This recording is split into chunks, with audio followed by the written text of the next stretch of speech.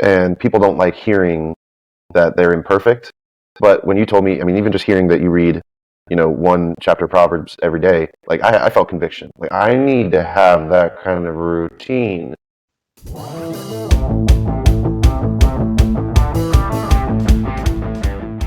Tanner, welcome back. We're sitting here, and I kind of want to change it up a little today and talk about. I recently read in Proverbs 12:8, I've told you before. I try to do Proverbs every day. There's 31 books in Proverbs, and happens to be most months have 31 days, so it works out. Even months that don't have 30, I just don't read the last one, but kind of go through that. And recently, I stumbled across Proverbs 12:9. It says, "Better to be a nobody and yet have a servant than pretend to be somebody and have no food." And I was thinking of it from a business standpoint, and I think a lot of times people assume in business, or people portray themselves, at least in business, as I'm a businessman, I'm a businesswoman, I have all this. They might have a fancy car, they might have a nicer house, but their business isn't doing well. Some of them are shut down for a very long time, but some of them are only shut down 2 or 3 months. A lot of them shut down for good. And they ended up shutting down for good. But to me, that's a testament of they didn't have solid. I'm not saying everybody. Some of them might have been a brand new startup. I'm not trying to throw shade on everybody. But to me, it's a testament of maybe their business wasn't strong. And people might have perceived their business as being strong, just based on the perception they put out. And so that's kind of where that Proverbs kind of struck me from that standpoint of, be it intentionally or unintentionally, the perception that business people put out to the public, put out to their friends, their families, their coworkers, their employees, that this is a good business and we're here. And that's not always the case. And the more I dive into stuff, and the more I get to know business owners, the more I have conversations like this, the more I realize that, like, oh, I don't know how I'm gonna make payroll this month, or stuff like that. And people that have W-2s look at the job as secure, go on the other side of that. And that's not always the case either. Like, your job is possibly 2-3 bad months from being gone. Yeah. And I was talking to a guy yesterday. He was looking to buy a business, and I asked him about it. I was like, "Hey, how's it going?" And he said he walked away from the deal. He said he broke down the numbers, and on a good month, and this is before debt service, they were making $1,000 to $2,000 a month, and that was a good month. After paying the employees, paying the mortgage, not the mortgage, but the rent, and all that stuff. The owner was only making $1,000, $2,000, and that was before, like I said before, if he'd have bought it before paying debt service. So he's like, there was no business there for him to buy, really. And these employees probably don't know that. They think their business is doing good, but what happens if that owner, instead of making $1,000, loses $1,000? And that happens for 2 or 3 months in a row. Where are they at? How long can they self-fund it? And why would a business owner self-fund a business that's been losing money? He said he had looked at the last three years of financials and been like that for 3 years. So anyhow, I stumbled across that, or I didn't stumble across it, but I read that, and I always try to look at things from a different lens each time. That's kind of the lens that it struck me on. So I figured we'd bring it up and be a good thing to talk about. So. Yeah, and I think, I have a few opinions on it. But one that's important is, I think, the conviction that we talked about at the start of this chapter of Proverbs, right? And people don't like hearing that they're imperfect. But when you told me, even just hearing that you read, one chapter of Proverbs every day, like I felt conviction. Like I need to have that kind of routine, because I have these tenets, where every year I reread the same business books, because I feel like I'm at a different position in business every time I read them, and I'm going to gather different stuff from them. Why am I not doing the same thing with the Bible? And so that, I definitely felt conviction hearing that. Yeah, and just for context, I still got it pulled up, but 12:1 says, "Whoever loves discipline loves knowledge, but whoever hates correction is stupid." Good people attain favor from the Lord, but He condemns those who devise wicked schemes. And it goes on. I don't know. It's actually here on or not. There we go. I got the screen. But it's very true. Like people don't want to hear the truth. Another self story. I'm in a accountability group on Mondays at noon, so it's 5 of us, I think it is. But anyhow, and these people from all over. One guy's in Arizona. One guy's East Coast, Canada. Me here in Nebraska. So this is a paid board group that I'm part of. And these are all successful businessmen. One guy does sales. One guy's an author. I don't know how many books he has. Does real estate. Insurance resales or something, like just different businesses. And I always talk about something that, just my struggles with coming up with a weekly action plan. Like how's my annual goals line up with my quarterly goals that don't line up with my weekly goals, and just my struggles there. And they held my feet to the fire, and they were, lack of a better word, harsh on me. There's so much power to accountability. And so, like I said, it's meetings at noon, and so this is, I don't know, we're 20 minutes into it, and I look at the clock. It felt like 2 hours. And I made the joke. I was like, man, I thought this meeting was almost over. It's only been like 20 minutes. But when someone's holding you accountable, and I pay money for that, like that's what, but it's hard to hear, even though it's what I want. I wanted it in the good times. I paid for it, but when it's happening, it is hard. Yeah, correction is difficult, and yeah, I mean, I think there's so much power to those types of groups, and I joined one too locally here in Omaha, and thinking about the same lines in that passage, I think the lesson for me there is that you never really know what someone's going through. And I saw a video on TikTok the other day.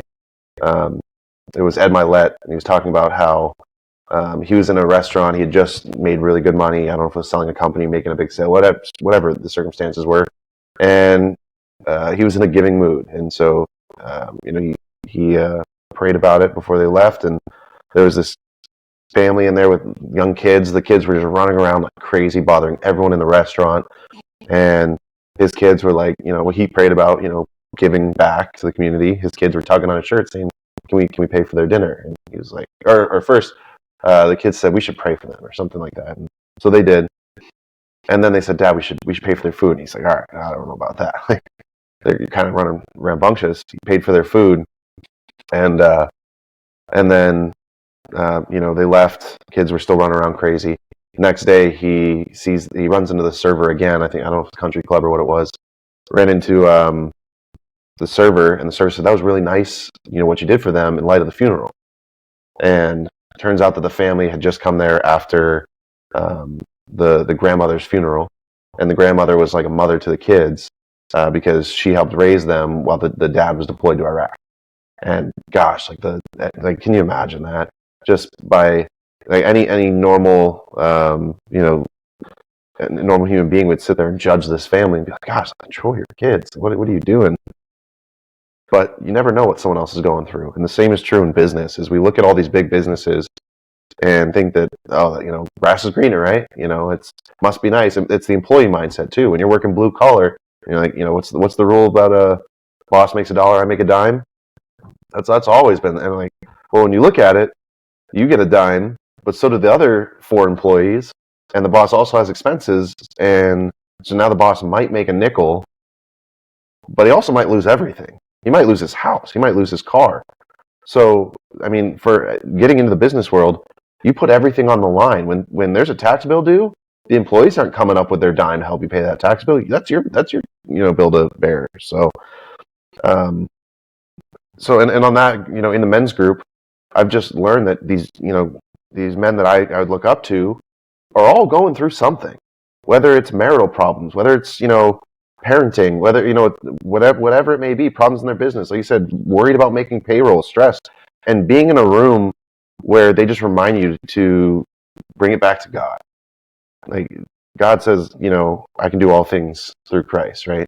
And what's the passage about, when Peter was walking on water and he was looking at Jesus and he was walking Took his eyes off as from soon as him. he took his eyes off. And how often do we take our eyes off of Jesus when we come into difficult times? And that's where we fall. And so going through tough times, especially in our business, granted, I don't think that we posture, but we probably do in some senses. And I think that's very much so what the passage is saying here in the Proverbs, is that you shouldn't posture. It's better to not be known, and it's like the what was it, Millionaire Next Door. They talk about the millionaire that drives a Camry, has the same Timex watch from 20 years ago, versus the flashy $30,000 millionaire. They rent the Lamborghini and blow all their money on Jordans. It's funny. So I've met some successful people, if you will, in real estate. Went to Brandon Turner's event in Maui. I met Rock Leaf in Vegas a couple months ago. And with both of those, multimillionaires, I don't know their net worths, but Brandon will probably be a billionaire within the next 10 years or something like that. Yeah. Rod might be, I'm sure he's got $500 million, net worth. Highly successful people. What both of them have in common, they walk around in t-shirts, shorts, and sandals, flip-flops, slides, whatever you want to call them. The more real estate groups I go to, the more I feel like that's becoming the Rolex. It's like people pride themselves when they get to a point in business where they can show up in flip-flops. Yeah. And, sunglasses always hanging by the shirt, right? And the t-shirt look like they just came from the beach. Like that is the new Rolex. I worked with this guy, I can't remember his name, Dr. Samani. Anyhow, he's in charge of a big program in the government, and he'd go to meetings. He'd be wearing a suit with sandals. It's very interesting. I mean, that's a way to build a brand. Yeah. I don't remember the dude's name, but I remember him. And my wife and I were just talking about this last night, the importance of building a personal brand. And I remember when we went to Jake and Gino group, and there were these two guys, do not know their name, don't even remember what country they were from. They weren't from America, but they wore Buc-ee's t-shirts or Buc-ee's polos, whatever it was. They got all the flamingo print and whatnot. They get the Buc-ee's gas station, and they call them the Bucky Boys. And that's all I know. I don't know what they do. I don't know, but if I ever come across an advertisement on social media for the Bucky Boys, I'll be like, I know those guys. Yeah. So anyways, building a personal brand, I think, is extremely important. But I think I want to hear your opinion about it. I drive a, not a very nice car. I take pride in the stuff that we do have. I'm not discounting that. But I don't go buy the flashy cars. Even when we're doing well, I like to have nice things. My wife has, what do you call it? High taste. Yes, champagne taste. And so I'm learning the finer things. But I heard something the other day about how, as a business, especially as a salesperson, as a real estate agent, salesperson first, that the car that they drove was the best foot in the door over anything else. And they said when they would show up to a listing appointment in their, Toyota Corolla, they wouldn't be taken seriously, especially not selling $1 million houses or selling, higher end commercial property. But when they pulled up in their BMW, like regardless of whether it was leased, bought, whatever, they pull up in a nice, clean BMW, they immediately are treated differently. And so I feel the same way about dressing up in a suit. Granted, I wear a polo pretty much every day. When my hair was long, I had a hat, But I like getting dressed up, shirt and tie, in a suit. I don't have enough reasons to. I work from home. So, but for me, it's that same reason, is that first impression, I get the opportunity to go deeper in conversation. But if I show up in a t-shirt and shorts with most likely a pizza stain on my t-shirt because I'm not taking myself seriously, then I'm not even going to get to the deeper part of the conversation where I have a chance to really impact my finances. Yeah, I guess you can make the argument on both sides. It really depends on who you're talking to. Because I remember being at a listing appointment before as the seller just years ago. A guy pulled up in a BMW, and the house was worth like $130, $140, cheaper I don't know what BMW cost. Say it was a 3 Series, 40 something, this 15 years ago. 50% of the houses. Yeah, and I was just like, it made me feel like, so that was the other side of the coin. Yeah. Granted, it wasn't my listing appointment. I wasn't signing the paperwork or anything, so I didn't have much say anything. But I think you go both ways. I mean, everybody's gonna have an opinion. Like you put something out on social media. We're doing this podcast, sitting here talking to one another. People are gonna have opinions. People are gonna think we're stupid. People are gonna, it goes both ways. Some people are gonna love it. Like I get people. I had a buddy at church on Sunday said something about all the videos, like a movie star, like making some kind of joke. Like he's making a joke, but he was saying it in a positive way, and he's gonna take it positive. The next person I meet, take it negative. Like I can't control what people think. Like go back to how we started this. People don't like reproof, like, and maybe something we say is gonna rub them the wrong way. Like they going back to Proverbs 12:9. Like there might be a business person that's barely skating by and doesn't like the fact that we said this. So I do think it's important to build your brand, but know that Grant Cardone says this, like 50% are going to love me, 50% are going to hate me, but 100% are going to talk about me. Yeah. So Donald Trump says the same thing. Yeah. It's funny. It's you put it out there, and someone might say, "Hey, you hear what these two idiots talked about?" So I know I'm not an expert in it. We've talked about this before. Like I'm not an expert at the Bible. I'm not an expert at business. I'm not an expert at real estate. I'm just one man trying to do the best he can.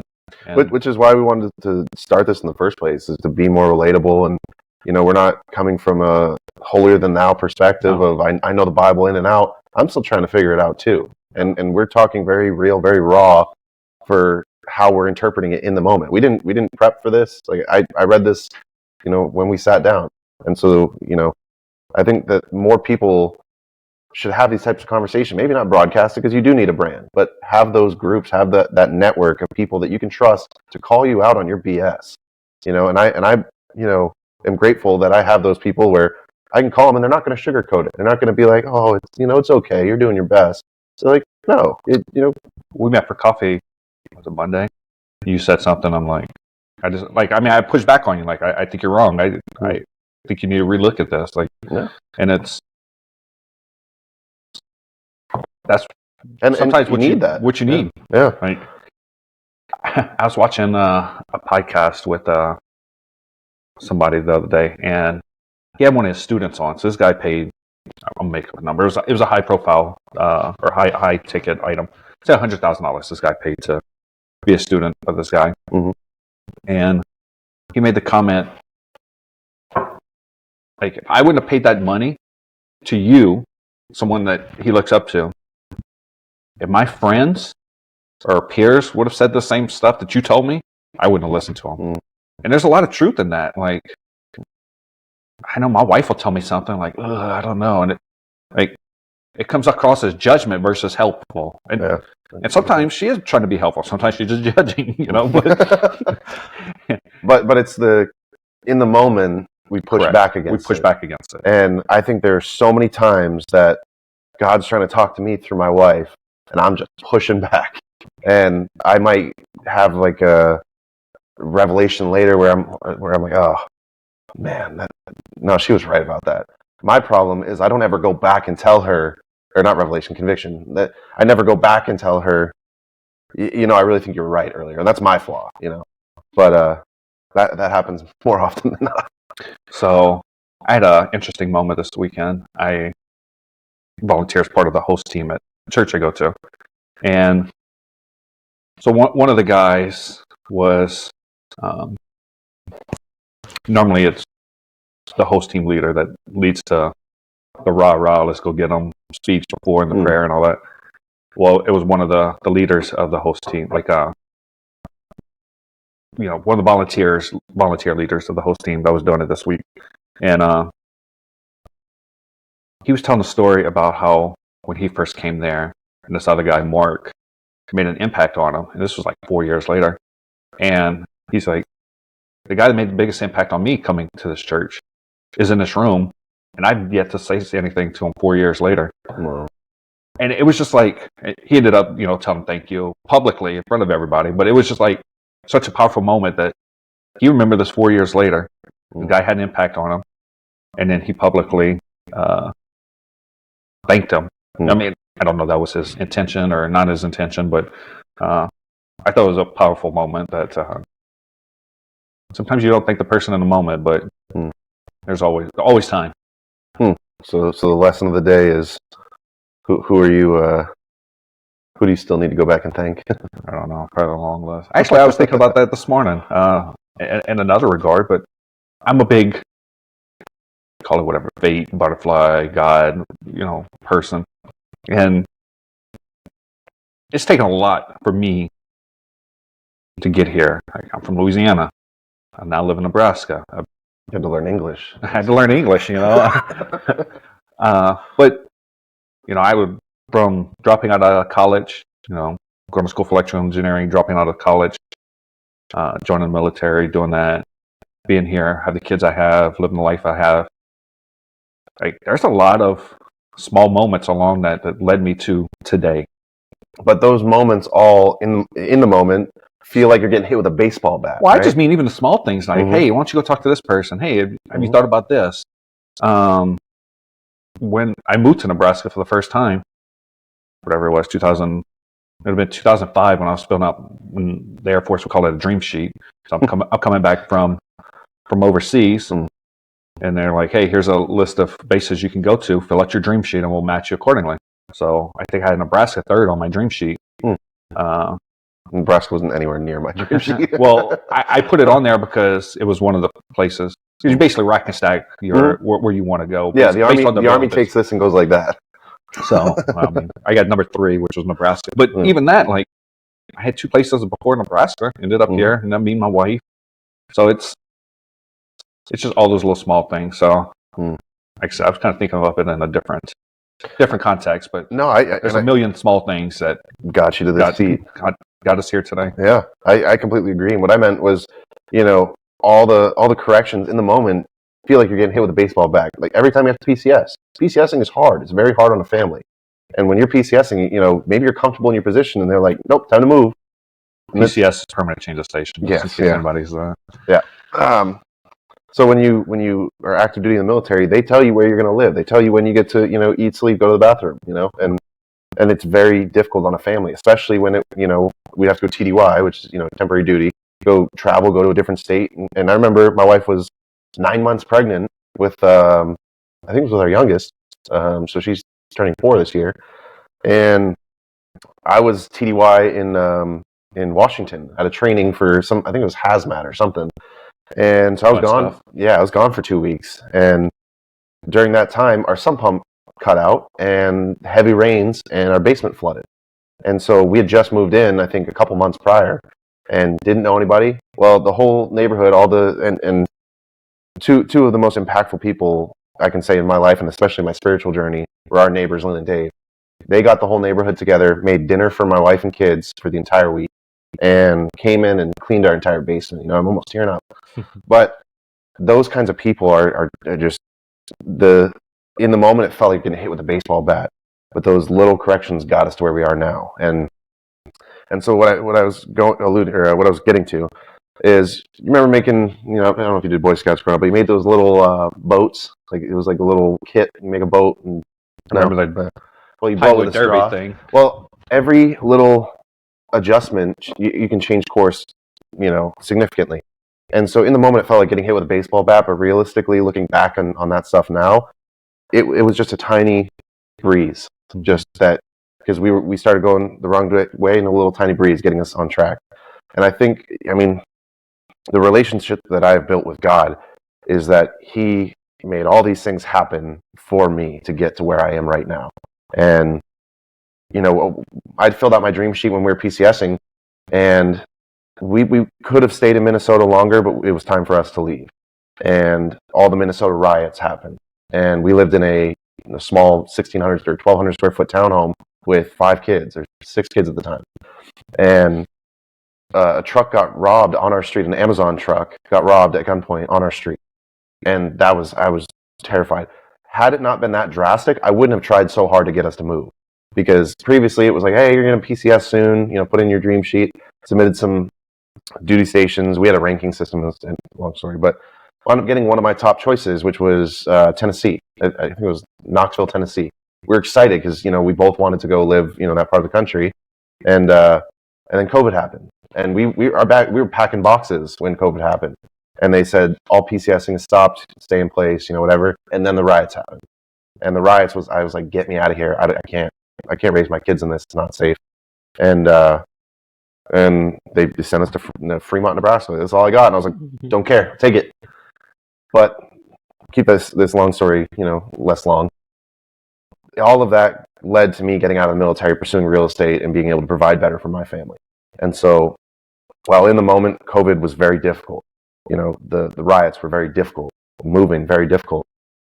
Looking back, it's nothing, right? And so, when we're in, looking at other businesses, thinking that everyone's got it all figured out. Have you ever seen the chart of it was like the top 5 largest, I think it was market caps for all Fortune 500 companies over the last, I think it was like 100 years, and they're always fluctuating. You see, there hasn't been one company, I believe, correct me if I'm wrong, but one company that has stayed in the top 5 or 10 consistently for more than like 15 years. So even these large multi-$100 billion companies, $1 trillion now companies, can't stay on top. They're always fluctuating because they're all still trying to figure it out too.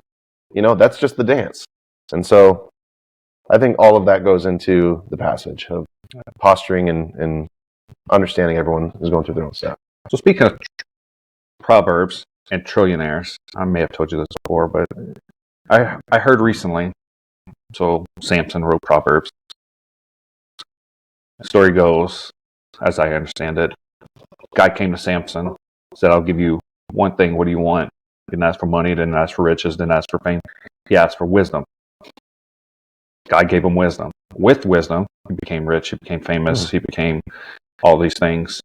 And he started making his social media posts, his proverbs. I mean, basically what they were, the one-line social media posts. And anyhow, so that's what we read today as that someone, economist or something, extrapolated out Samson's wealth back 3,000 years ago, whatever, into today's dollars. And he'd be the only trillionaire on earth today. Wow. I mean, think about that. Like, we're like, oh, Brandon Turner's going to be a billionaire one day, This dude's a trillionaire. And I don't know how many trillions, or if it was just 1 trillion. I say just 1 trillion. Just one. But, Jump change. I mean, that's larger than a lot of companies. Yeah. Like Fortune 5, I'm sure he could have rivaled countries and Fortune 500 companies and all that stuff. So it's just interesting that I found it to be an interesting fact that wisdom will get you there. I don't think people realize just how much how big that is. And I saw it. I'm going to find this video and play it next time because there was something. It's 1,000 billions. 1,000 billions, yeah. And they translated it into time. Like this video, they said, if we translate dollars into seconds, whatever, then I'm going to get this way off. But it was something along the lines of, to make a million seconds is only however many hours. I'm not going to do that quick math. 1 billion seconds is like 1,100 days. And then 1 trillion seconds is like 100,000 years. And just to think of how small $1 million is in that scale, it makes it a lot more attainable. Because, if you're shooting for 1 trillion, you fall on a couple 100 million, you'll be all right, right? I can provide pretty well for my family with a couple 100 million. So, but yeah, even the yachts. Have you seen the videos of yachts going? I think it was in Miami. They're showing millionaire yachts, and they which one's bigger. They're all just kind of right next to each other, and they zoom out, and there's this massive cruise liner yacht. Not a cruise liner, but it's a massive, and they're like, that's a billionaire yacht. It's got a helipad and all that stuff. But so to think of money on that scale, $1 trillion. Like, I mean, it wouldn't make a dent in the U.S. debt, but that's another story. Before we sign off, I got a yacht story. Hopefully, statute of limitations is out on this, but we were in Naples, Italy, and like the hotel we were staying at, they had this bar, pretty famous bar or whatever. Like, they had pictures of all the movie stars that have been there. Anyhow, between our hotel and this bar, there was the marina with all these yachts, and there may be one or two that were unlocked that we got to jump on and go explore. So, but did you have your shoes on? Oh, I'm sure I did. We were leaving the bar, so they'd probably be more mad about that than they were about you breaking into their yacht. I mean, these weren't the huge yachts, but they were still multi-level. They still have cinder blocks that can drop you down the ocean. Yeah. So it's the only time I've ever been on a yacht. I wasn't invited on. Well, if you're watching this, I was. I've been coming up on 20 years, so hopefully someone's sitting there doing math. Yeah. I don't know if statute of limitations. So is that the one that you have to? That's the one you have to thank. Thank you for inspiring me to pursue this life of financial freedom. No, I was just a stupid drunken event, but yeah. So, any last thoughts? No, I think we did a good job covering that, and at least my initial reactions of, try not to posture, be proud of where you're at, and understand that everyone else is going through it too. No matter what company, big franchises, you see everyone's still going through it, and they're trying to figure it out. And there's levels to it.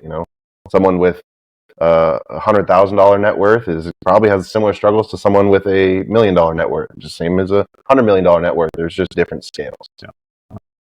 Well, with that, let's end this bad boy. Something clever. Yeah. We probably should come up with something clever.